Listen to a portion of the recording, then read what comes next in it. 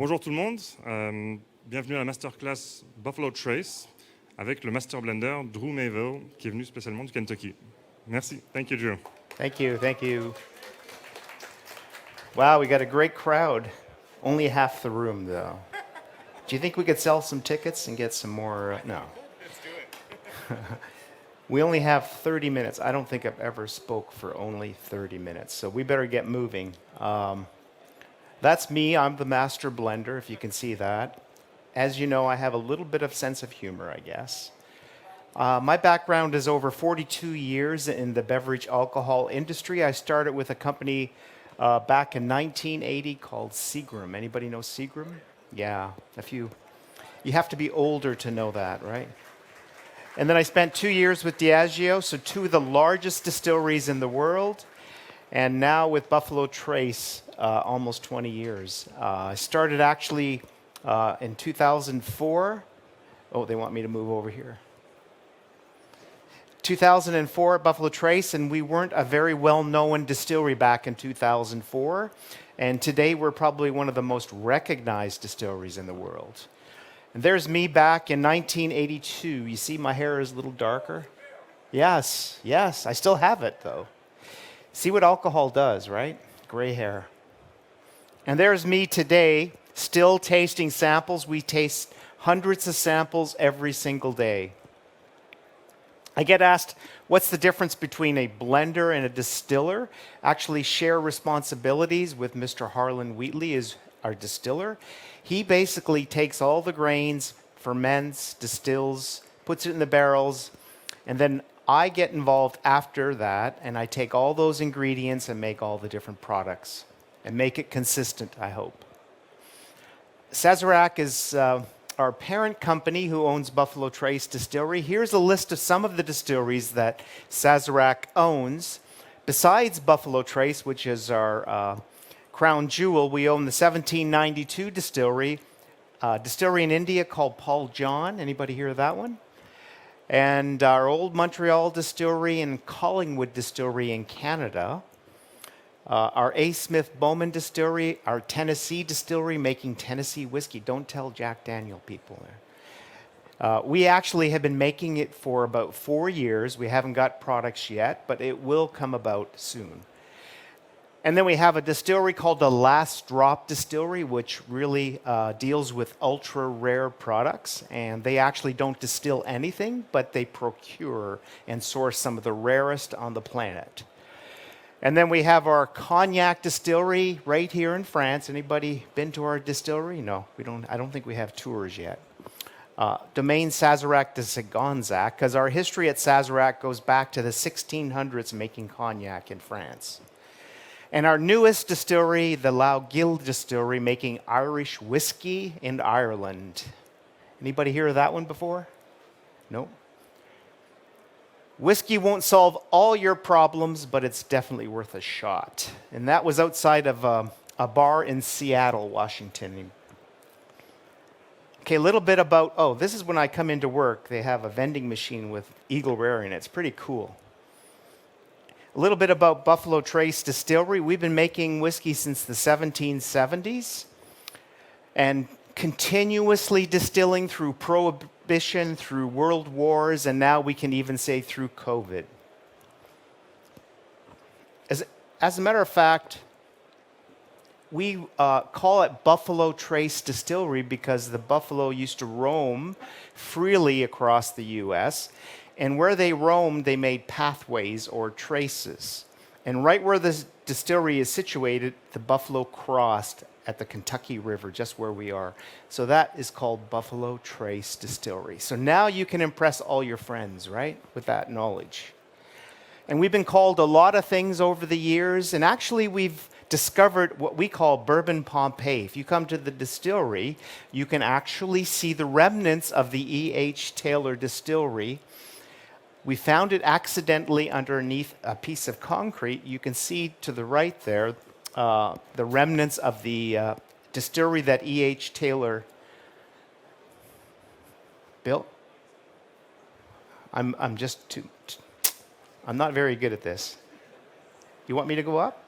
Okay.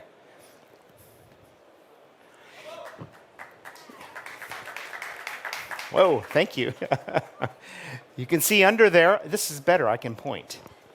And actually, look at what we've got. We've got the remnants of the distillery, and those are fermenters that we used to actually have. And actually, Buffalo Trace, because we're really into experimental, what we did, guess what we did? We restored it. So actually, back in the 1870s, they had a fermenter that was lined with copper. So we relined one of them, and now we're actually distilling and actually fermenting this. So it's going to take a few years before we actually see the product, but this will be, if it's good, one of our E.H. Taylor products. And so we've come a long way from an old distillery to a new distillery, so to speak, back to the way it was meant to be. And we actually get almost 500,000 people visiting Buffalo Trace every single year. So if you want to come and visit us, we offer about 9 different tours depending on your interests, right through production, right through the average tour. And we have a ghost tour because in this warehouse C, which E.H. Taylor built, we actually have two ghosts. Anybody ever watch the Ghost Hunters on television? Yes. If you watch it, there's an episode that they come to Buffalo Trace and they find 2 ghosts in this warehouse. But they're friendly ghosts. Don't worry about it. So today we're going to taste some recipes. This is a good lineup to taste the differences between our recipes. One of them is a rye bourbon, and the other is a wheated bourbon. So the rye bourbon has a majority of corn by law. Rye is the second grain, and barley malt is the third. The wheated bourbon, which is the first one we're going to taste, has got corn majority, wheat as the second grain, barley malt is the third grain. And the one that changed was the wheat, so we substituted wheat instead of rye, so it's going to lack some of that spicy pepperiness that you usually attribute to a rye bourbon. So when we nose,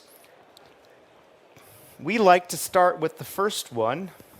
We nose very softly at first, and there's no wrong answers because everybody's instruments are different. We sometimes twirl it, sometimes warm it, depending on your, some people say don't do it, some people say do it. It's what's your preference and when you actually do it. And then you like to open your lips when you nose because it gets it circulating through your nasal passages, right? Everybody smell some nice characteristics? Anybody smell some caramel notes? Some baking spices?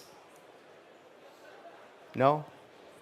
Yeah. Anybody get some oak? Because this is aged 12 years, this particular Weller. 12 years in a barrel in Kentucky, aging in a brand new barrel. And when you taste, you like to roll it around your palate, and everything has a beginning, middle, and end. It's telling you a story. So when we taste it, we like to swirl it around our palate.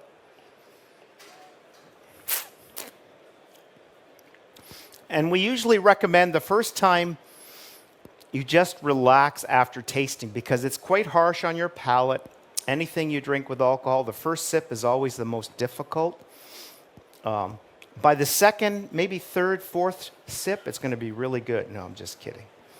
But second sip will be much more improved. You'll actually taste some of the characteristics of the whiskey.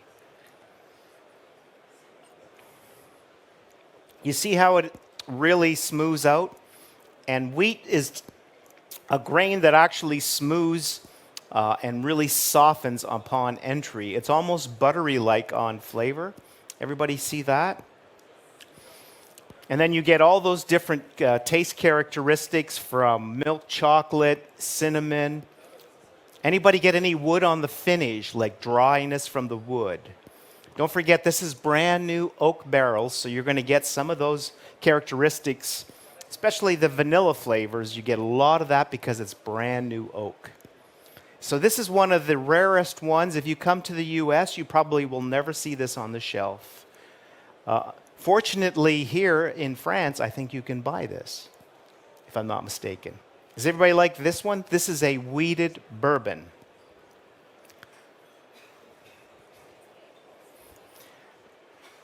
Before we go any further, I want to give you an idea of our family trees. This is really important because we have our different recipes that we're talking about.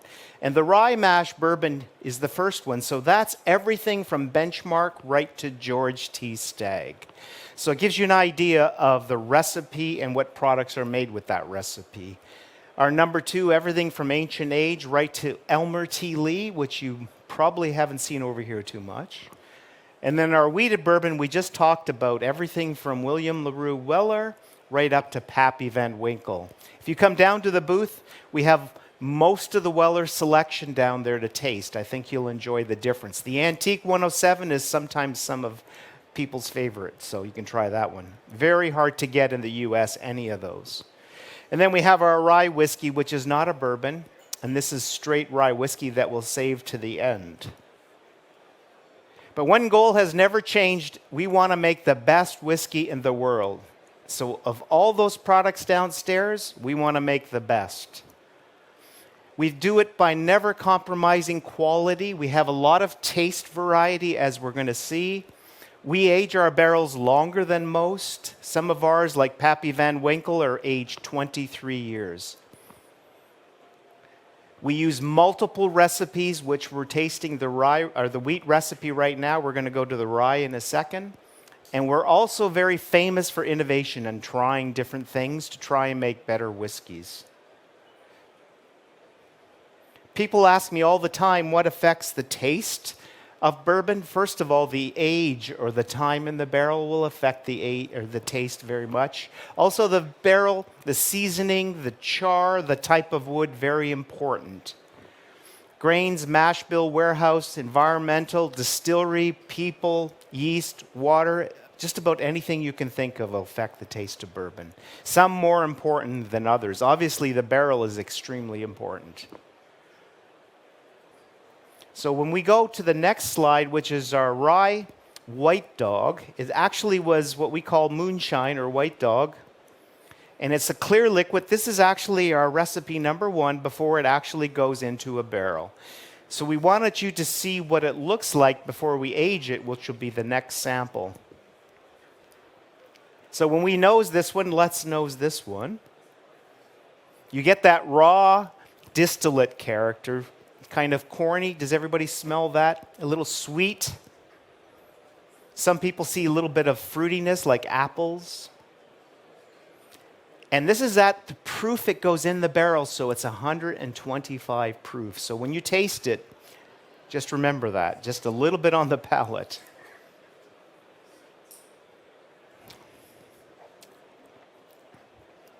Does everybody get that graininess, that distillate character? Because what I want to do is illustrate, after it ages for around 8 years, what it looks like. So when we look at Buffalo Trace, it's a relatively new brand. We just started it in 1999. And so when you go to the third sample, this shows you that same recipe but aged around 8 years. So if you nose this one, you're going to see dramatic difference from that distillate and this particular sample. So you start getting more of the oak flavors. You start getting rid of that distillate character. You see how it's changed over the last 8 years? You get that fruitiness, the plums, apples, spiciness. You get spiciness because rye is in this, whereas the wheated bourbon, there wasn't any. Everybody see that? And let's taste it, because you probably have tasted this by now, right? Is that good? We like to call this a very well-balanced bourbon because you can taste the sweetness, the fruitiness, the wood flavors, and the spiciness. They all are individual, mixed together, but you can determine each one of those.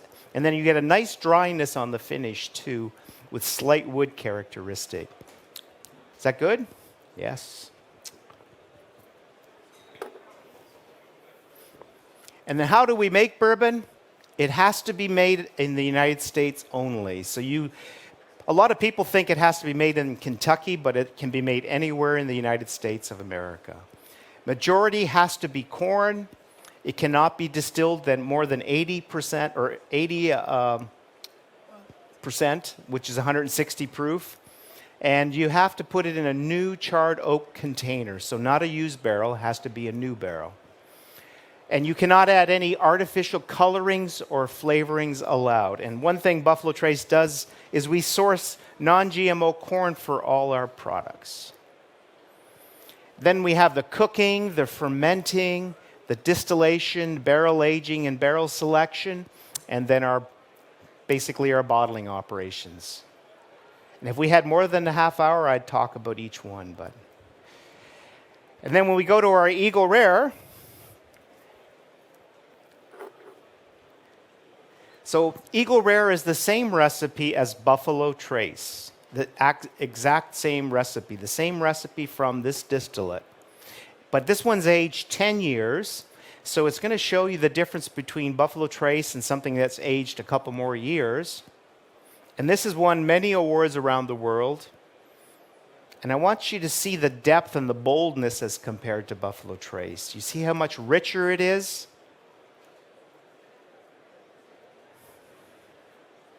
Anybody care to describe anything on the nose? What? Look, nougat? Sure, you get caramel notes, nougat, almond type notes, sure. And see, the spiciness is a little bit softer because it's aged a little longer. It changes it a little bit. And when you taste it, it's going to be a little bit different from Buffalo Trace. You'll see it's very much more sippable.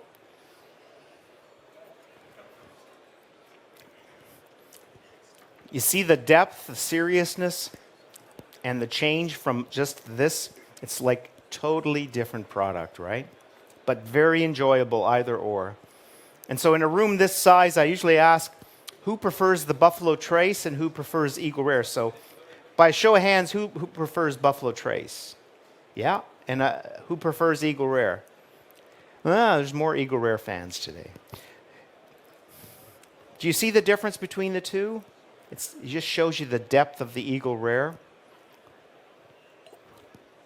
And some people prefer the Buffalo Trace because there's less development. It's sweeter. It's not as woody and oaky. Whereas the Eagle Rare, you get more of the oak and dryness. And some people prefer that. So we make something for everybody, I promise you. So one thing is we do honor tradition, but at the same time we embrace change. That's our motto of the distillery. And what's that mean? We honor tradition of the history at Buffalo Trace, but at the same time we want to make better products, better whiskeys, and that's what we embrace change. We always are trying to innovate. Actually, as you walk into Buffalo Trace, my lab, I have that motto right on the wall. And so our E.H. Taylor 4-grain was an example of that. I don't know if you've ever heard of this. Anybody hear of E.H. Taylor before? Yeah.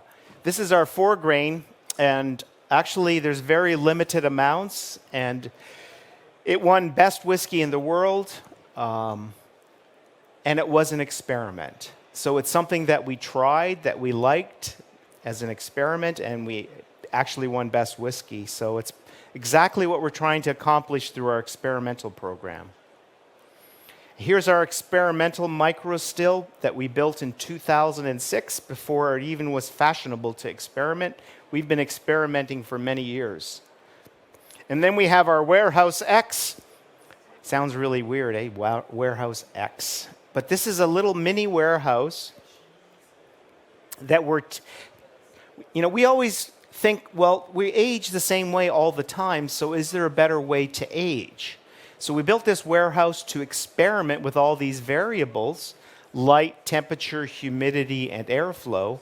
And what if there's a better way to age our whiskeys to make better whiskeys? So that's why we built Warehouse X.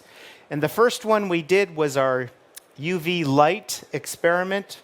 And the reason we did that first is because in 2006, we had a big storm at Buffalo Trace, a little mini tornado that tore off this roof on Warehouse C and part of the wall, but all the barrels were left intact. And so we took those barrels after it was repaired. It was 5 months before we repaired it. And we looked at the whiskey and we thought it was really good whiskey. And we actually bottled it. It's called E.H. Taylor Tornado Surviving Bourbon. Has anybody had that? If you go online right now, I swear it's one of the most expensive, one of the most expensive bourbons we have, but it's on the secondary market.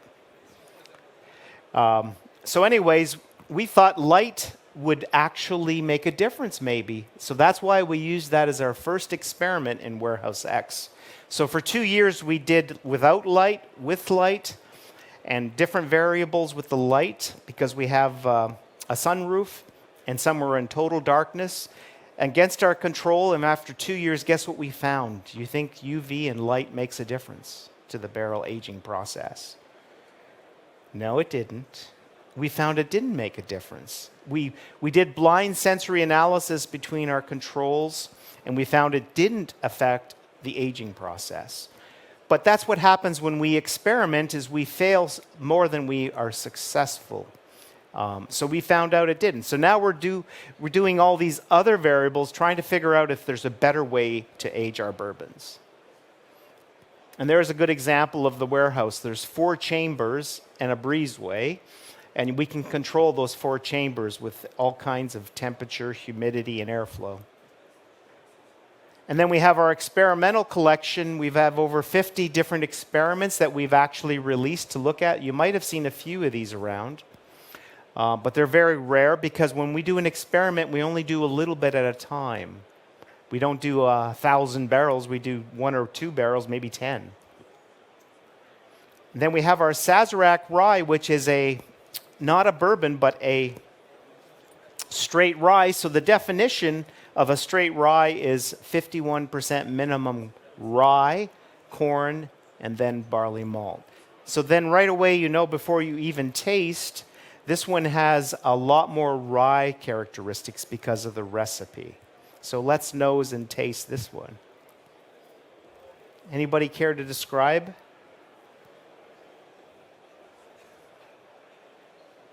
That's not my slide. Whoop. There. So you get a candied-like nose, and when you taste it, you're going to get that candied-like, but you still get that rye spiciness. It's pretty vibrant. Does anybody get that candy-type orange, fruity flavor? But then you see the crescendo of that rye spiciness on the tip of your tongue. You see how it changes as it crosses your palate. And I think one thing that it tells you is there's a healthy portion of corn in this recipe just because of the flavor, the sweetness. And when you try it the second time, you're going to see more of that transition than you did the first time.